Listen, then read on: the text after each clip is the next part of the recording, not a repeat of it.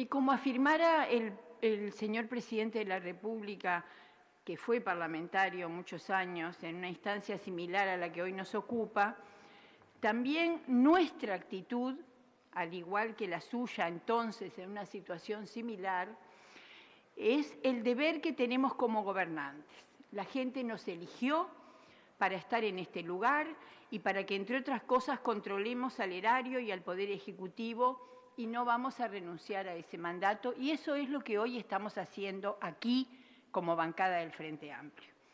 Y en ese marco nos reunimos para plantear como representantes políticos del soberano nuestras dudas, nuestra preocupación, yo le diría que nuestra alarma acerca de lo que nosotros calificamos como un acuerdo escandaloso firmado con la empresa Catón-Nati para escuchar las respuestas del ministro, en tanto es el ejecutor responsable de las políticas del gobierno en la materia. Conocer los fundamentos, conocer las circunstancias, las razones que llevaron al Poder Ejecutivo a firmar tal documento, a la luz de lo que nosotros consideramos tiene consecuencias nefastas para el futuro institucional, económico y social del país. Una decisión que resulta a todas luces incomprensible, que somete a la República, ahora sí somete a la República al riesgo de una demanda millonaria en el caso de incumplimiento y que implica al Gobierno Nacional en su conjunto. De nuestra parte nos hacemos eco de los principios de un gran compatriota, que entre otras cosas fue parlamentario en esta casa muchos años y con absoluta lealtad institucional y política. También decimos que un partido político es un instrumento de bien público. Se milita en un partido político porque se cree en el instrumento para servir al interés nacional. Y desde ese lugar, entonces, decimos, como decía ese compatriota, al país todo lo que necesite, al gobierno lo que se merezca. Hechas estas puntualizaciones, me parece importante detenernos un instante en la dimensión del tema que estamos tratando hoy. A nadie le escapa la importancia sustantiva del transporte marítimo mercante en la construcción global de la humanidad y, por ende, en el rol prioritario de los puertos con salida oceánica en el destino de las naciones. En el caso del puerto de Montevideo, codiciado históricamente por su valor geopolítico, por sus características naturales, por su ubicación estratégica en el Atlántico Sur y por su importancia, es tal que los investigadores históricos describen nuestra cronología institucional como primero el puerto, luego la ciudad y finalmente el país. El propio gerente general de la empresa Catón-Nati, el señor Vincent van den Cauter, al describir las razones que llevaron a elegirlo como un lugar de emplazamiento de su terminal de contenedores, señaló, abro comillas, en lo que se refiere a los negocios y a las oportunidades, desde el principio el dueño de la compañía era consciente que Uruguay tenía y tiene y va a tener algunas características muy favorables comparando con otros países. Antes que nada, la ubicación estratégica. Por un lado está el inicio de un río muy importante en Latinoamérica que conecta con Bolivia, con Paraguay, con Brasil, con el océano, pero también está al lado del mar abierto. No hay tantos lugares en el mundo donde haya una concentración de fortalezas tan favorables.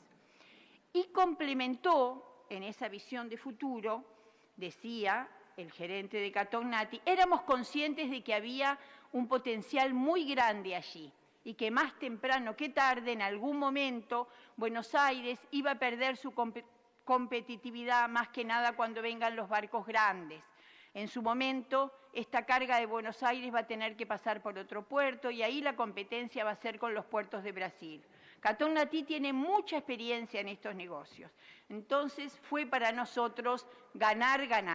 Veníamos hablando de la importancia estratégica y geopolítica de nuestro puerto y entonces es de esas cuestiones, señora presidenta, que estamos hablando, de identidad histórica, de soberanía, de desarrollo institucional, de desarrollo económico, de desarrollo social, y en este caso de para nosotros la renuncia del Estado, una entrega injustificada, arbitraria, para nosotros muy sorpresiva e ilegal a un tercero. ¿Por qué? Nos preguntamos. ¿A cambio de qué? ¿En beneficio de quién? Porque parecería que del Uruguay seguro no hay beneficios para el país.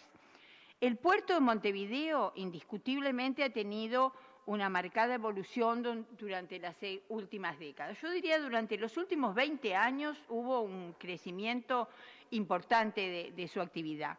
Hubo una política portuaria definida por el Estado que no comenzó con el Frente Amplio, es cierto, pero que sí durante nuestros gobiernos, en una perspectiva de mejor aprovechamiento de las ventajas comparativas, así como de atender las necesidades inherentes a nuestro desarrollo como Uruguay productivo, ese puerto alcanzó un nivel de importancia tal que lo posicionó en la línea estratégica de puerto en el Atlántico Sur y de entrada al Atlántico Sur, actuando, por cierto, en un marco de libre competencia que emanaba de la Ley de Puertos. Acá, porque se habló de la baldosa en la que parecería que el Frente Amplio está parado y en el pasado, la verdad que me he pasado toda la noche escuchando hablar del pasado y no precisamente por nosotros, pero se dijo una y otra vez que no la votamos. Es cierto, no la votamos y por suerte fuimos comprendiendo una cantidad de cosas, porque si todos siguiéramos igual que al inicio no seríamos humanos inteligentes. Y por lo tanto, lo que sí hicimos con mucha responsabilidad institucional es cumplir esa ley de puertos al pie de la letra, así como el presidente de la República, que no votó la mayoría de las leyes de nuestro gobierno, yo recuerdo casi 40, las está cumpliendo, porque esa es la historia del Uruguay, esa es la responsabilidad institucional. Y cuando hablamos de política de Estado, a veces se habla de una entelequia, es de estas cosas que son política de Estado. La cumplimos a la ley de puertos y a sus decretos reglamentarios y a la propia normativa que creaba TCP, que todos los operadores conocían y de hecho que aceptaron en estos 30 años de vigencia de la ley. Al respecto, el gerente general de Catognatí, que ya lo mencionamos, señalada, agrégase además como fundamento a nuestra elección inversora que Uruguay siempre ha tenido un marco jurídico muy confiable y estable y un marco político siempre moderado y siempre sin extremos. Que hubo conflictos y posturas confrontadas en este tiempo, pero claro que los hubo. Algunos de ellos incluso debieron ser laudados ante el Tribunal de lo Contencioso Administrativo y lo seguirá viendo y lo seguirá viendo, porque en todo marco de competencia es natural y está bien que así sea. La contraposición de intereses entre quienes defienden el mejor escenario para sus empresas. En definitiva, ¿qué otra cosa es gobernar, me pregunto yo, sino administrar en clave de ecuanimidad civilizada y convivencia los conflictos de intereses entre los diversos actores de la sociedad? Acá se habló de la licitación del 2008 y se dijo que el Estado actuó mal. No, el Estado actuó bien, el Estado actuó bien en el 2008. Descalificó a Montecón por presentar 2 sobres. A Dantir la descalificó porque pertenecía al grupo Montecón. La adjudicación se dividió en 2 empresas, Nelsuri y Talfir. Y el Tribunal de Cuentas observó a Talfir porque no cumplía con el pliego y a Nelsuri porque podía configurar un monopolio al ser parte Catognatí. La ANP del momento evaluó todas las irregularidades y esa licitación se declaró frustrada. No es cierto que no se adjudicó y se dejó sin efecto por las observaciones que había habido. Y veo que el ministro asienta con la cabeza. Así fue. Por eso es que nosotros decimos que no actuamos mal. El Estado puso orden, no desorden, en las irregularidades de los privados. Es absolutamente al revés de lo que se ha querido plantear acá del desorden del Estado. Porque ahí hay 2 cosas. Se habló del 300% de aumento de las tarifas. No, una cosa es la tarifa y otra cosa es el precio. La tarifa es la pública y la pública aumentó el 20%. Las que aumentaron el 300% fueron las privadas. Y el desorden en el que había significó que hubiera que ordenar a partir de ese, vuelvo a decir, desorden de los privados, un ordenamiento a partir del Estado. Y yo creo que hoy sí hay desorden, le digo, ministro, hoy hay desorden. Cuando uno escucha a la comunidad portuaria y la enorme incertidumbre que tienen, porque hay varios decretos que no se están cumpliendo en su cabalidad, le puedo asegurar que sí, en una buena parte de la comunidad portuaria hay muchísima incertidumbre. Que es así entonces que a fines del 2019 todas las controversias fueron gestionadas ponderadamente por las autoridades portuarias, a punto tal que el puerto de Montevideo y la política marítima no resultó ser un tema controversial en la campaña electoral. A ver, acá se ha dicho que había una alarma que tenía años por casi la convivencia del gobierno del Frente Amplio con Montecón. A ver, ¿y por qué el tema no estuvo en la campaña electoral? No estuvo, no existió. ¿Por qué los representantes, y acá Curbelo, con el que hemos sabido trabajar en el pasado como representante de la oposición, no se alarmó en esa cantidad de cúmulo de irregularidades que parece que todos vieron pero que nadie hizo nada? Ni el representante de la oposición en la ANP, ni la oposición, porque no dijeron nada en su momento, ni estuvo en la campaña electoral, ni estuvo en la LUC. Lo podían haber puesto en la LUC si la alarma era tan grande, porque ahí metieron todas las cuestiones que el gobierno quería sacar rápidamente. No es cierto que había alarma por este tema, no había preocupación, no existió como tema en la campaña electoral ni en ningún otro lugar. Entonces, hasta ese momento no hubo ninguna señal, ninguna acción formal contra el proceder del Gobierno Nacional en el manejo del acuerdo con TCP. Ninguna amenaza se meneaba en el aire, por el contrario. Si alguien corría riesgos de perder los privilegios del contrato vigente, era precisamente la concesionaria, por incumplir los movimientos de carga mínimos exigidos, y por el que debía al ENP una suma importante de dinero. Estábamos negociando con alguien que estaba a punto de perder esa concesión y que además era un deudor. ¿Qué llevó entonces, señor ministro, a pactar? ¿Por qué? Esa cesión de soberanía, este condicionamiento de nuestro futuro, el de nuestros hijos, como se ha dicho acá, el de nuestros nietos por 60 años. ¿Cuál es el sentido para un acuerdo hermético, al decir de un colega legislador, negociado en una de esas reuniones ultra secretas que parecen ser una práctica donde amistad y responsabilidad institucional se entrecruzan con el riesgo de perder algunos puntos de referencia?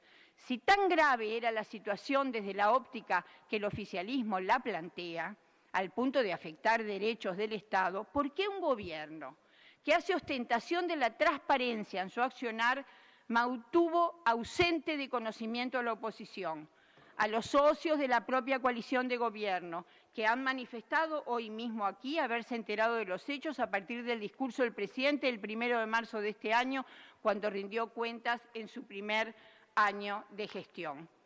¿Qué es lo que había cambiado? Me pregunto yo entonces, en tan corto tiempo que hacía necesario recurrir a un acuerdo inexplicable desde la lógica de la lealtad institucional de todo gobernante. Y la verdad, la respuesta que me surge es una sola. Había cambiado el gobierno. Lo que había cambiado era el interlocutor y con él cambiaron las formas, los métodos y los contextos de negociación.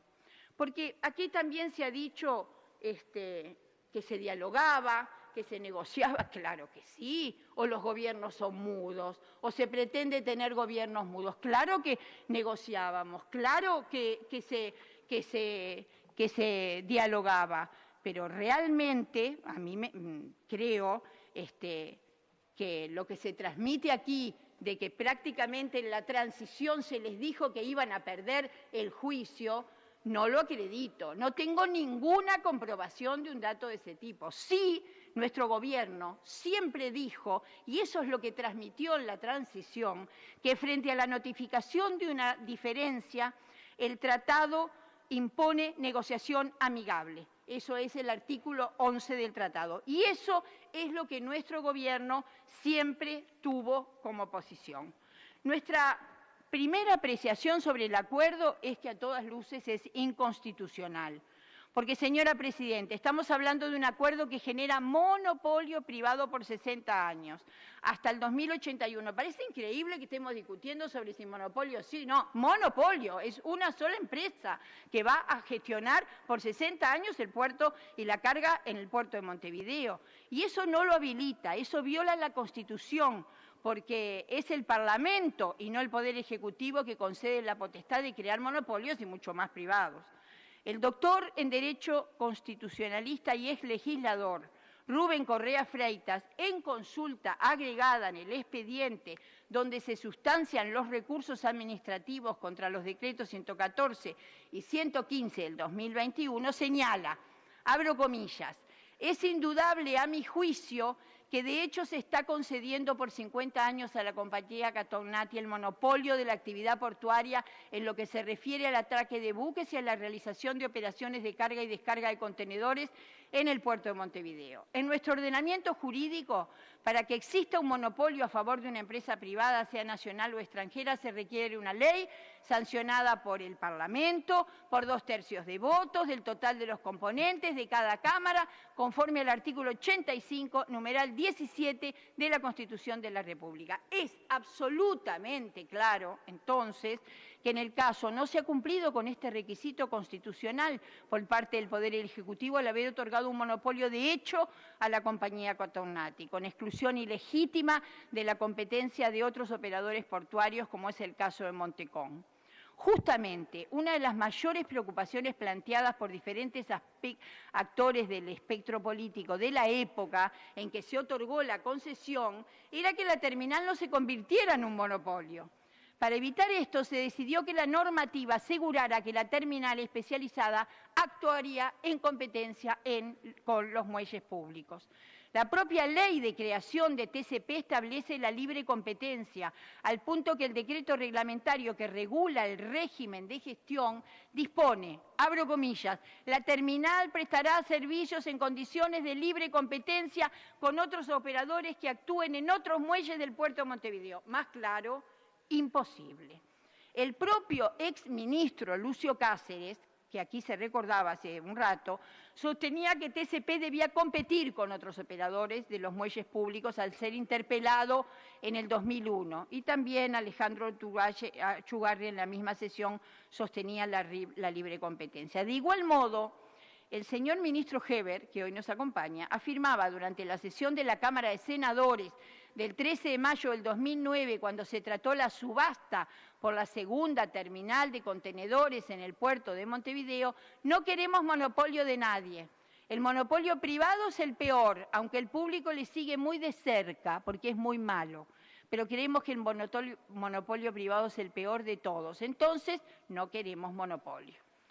¿En qué quedamos? Los términos del acuerdo y las propias declaraciones del ministro Heber evidencian que el Gobierno tomó la decisión de ir contra las leyes y contra la Constitución y cambiar el principio de la competencia intraportuaria por lo de la competencia interportuaria, lo cual no es otra cosa que establecer un monopolio en el manejo de los contenedores, aunque las autoridades del Gobierno lo nieguen. Claramente la empresa Catonati sabía cuando ofertó que debía competir con otros operadores de los muelles públicos. No nos llama la atención que la empresa argumente en su favor. Claro, la empresa se defiende. Acá el que tenía que actuar equidistantemente es el Estado. Nos llama mucho la atención sí que el Gobierno adhiera a la posición de la empresa, cuando las normas son tan claras y reconozca insólitamente la responsabilidad del Estado, hipotecando las excelentes posibilidades de defensa que teníamos en caso de que el acuerdo caiga y Catonati nos lleve a un juicio ante un tribunal arbitral, especialmente teniendo una sentencia favorable al Estado como es la que se dictó en el 2008 por el Tribunal de lo Contencioso Administrativo y fundamentalmente sin haber producido una opinión técnica al respecto en un tema de la envergadura de este. Largo podríamos hablar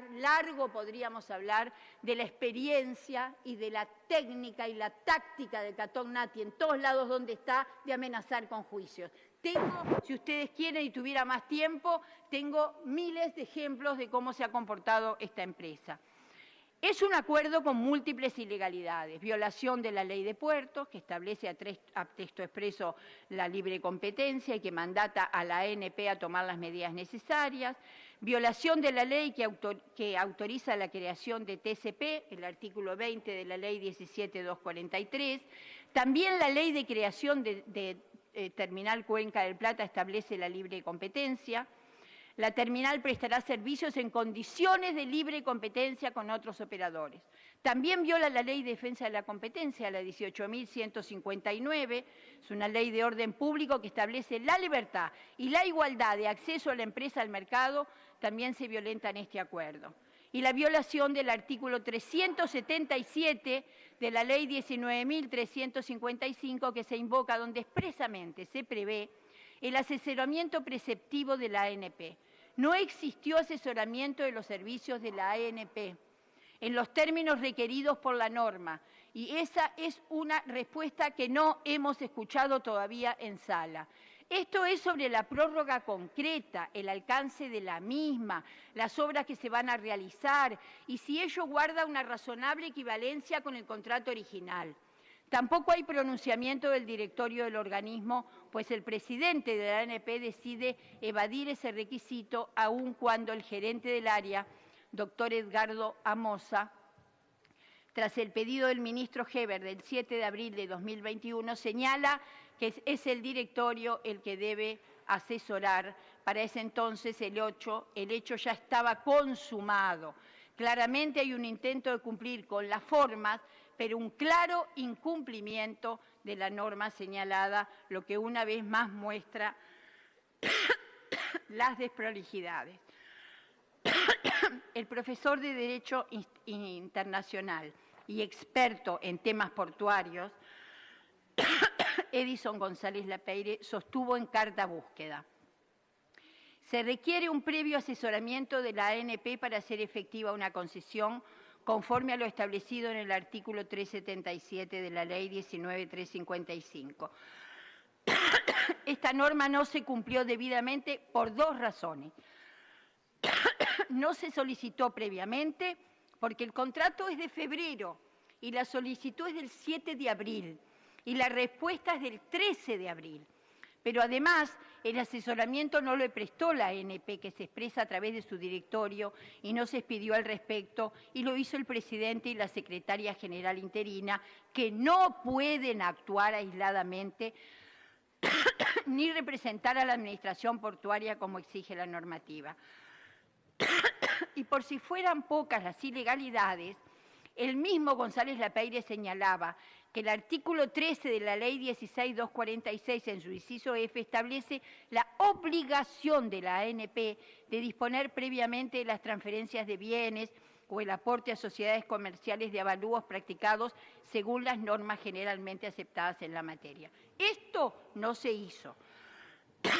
Incluso no se podía hacer, porque la estimación del dragado a 14 metros de profundidad del canal de acceso requería un proyecto ejecutivo que obviamente la Administración de Puertos no tenía cuando se firmó el contrato y los decretos 114 y 115. Múltiples leyes se violan en este acuerdo al punto que el propio Partido Colorado, miembro de la coalición de gobierno, trabaja, y hoy nos acabamos de enterar acá en sala, que ese proyecto de ley para subsanar estas ilegalidades, y según ha trascendido públicamente, consideraban que el proceso fue desprolijo, bueno, será aprobado, anunció el ministro. Para nosotros no va a resolver nada, entre otras cosas, porque es simplemente asesor y no va a tener poder en absoluto para indicar ni regular nada como ente. No solo el Frente Amplio cuestiona el acuerdo, también lo han hecho algunos socios de la coalición, incluso hace un rato hemos escuchado algunas expresiones. Y para terminar con los aspectos jurídicos, y no por ello menos importante, hay que señalar que estamos no solo frente a una prórroga ilegítima del contrato de concesión, sino frente a un nuevo contrato de concesión en el que el Poder Ejecutivo actuó con abuso, fuera de la ley, sin demostrar con elementos objetivos el interés público. El nuevo contrato de concesión tiene características muy distintas al contrato original. Se otorgó en forma directa, sin procedimiento competitivo, en contravención con las normas de contratación administrativa. Si se compara uno y otro, se advierte con facilidad que no se trata solo de una prórroga del contrato, como lo presenta el Gobierno.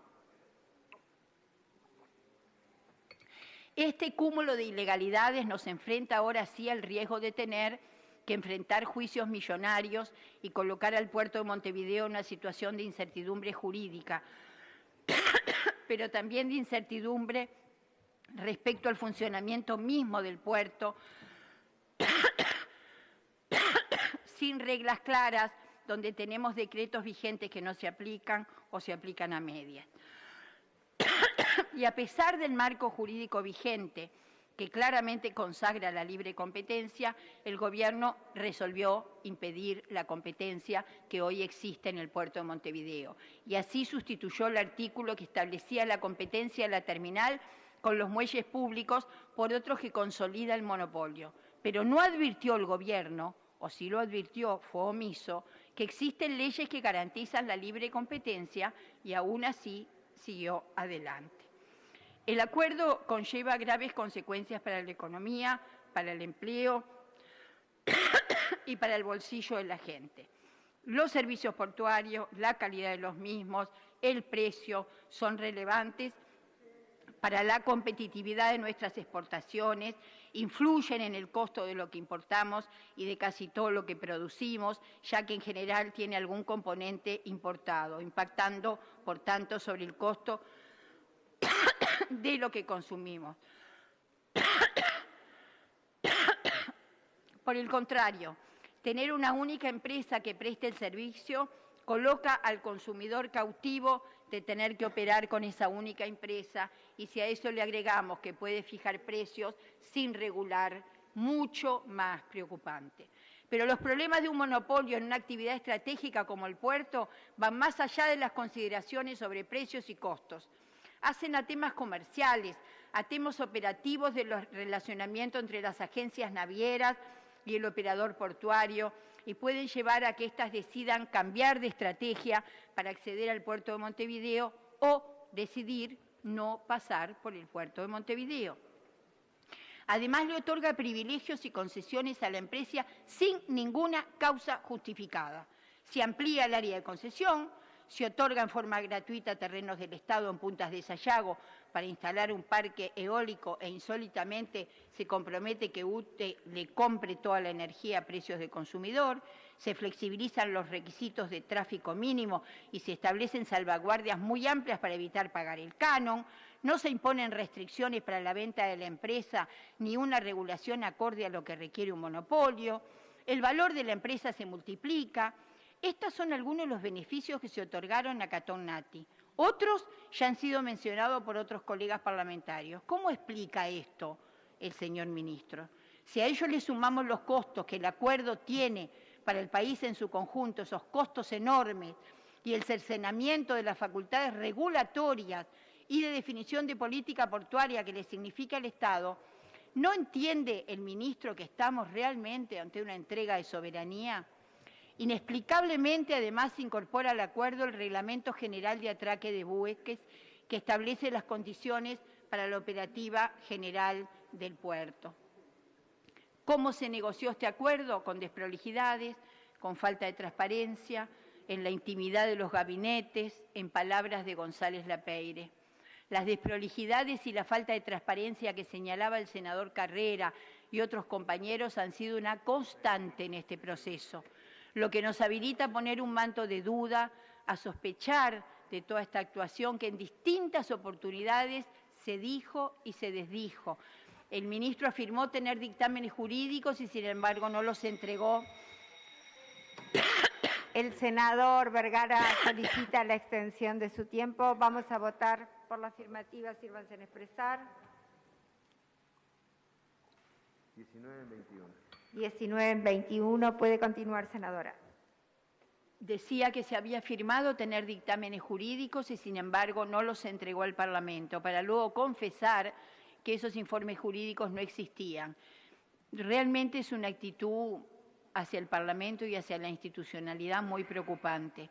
El trámite de los expedientes en una clara muestra de cómo no se cumplieron los procedimientos, la falta de transparencia, omitiendo pasar temas por el directorio de la ANP, alcanza con mirar el expediente donde se solicita asesoramiento a la ANP sobre el reglamento de atraque, el que el senador Carrera denominó expediente mágico.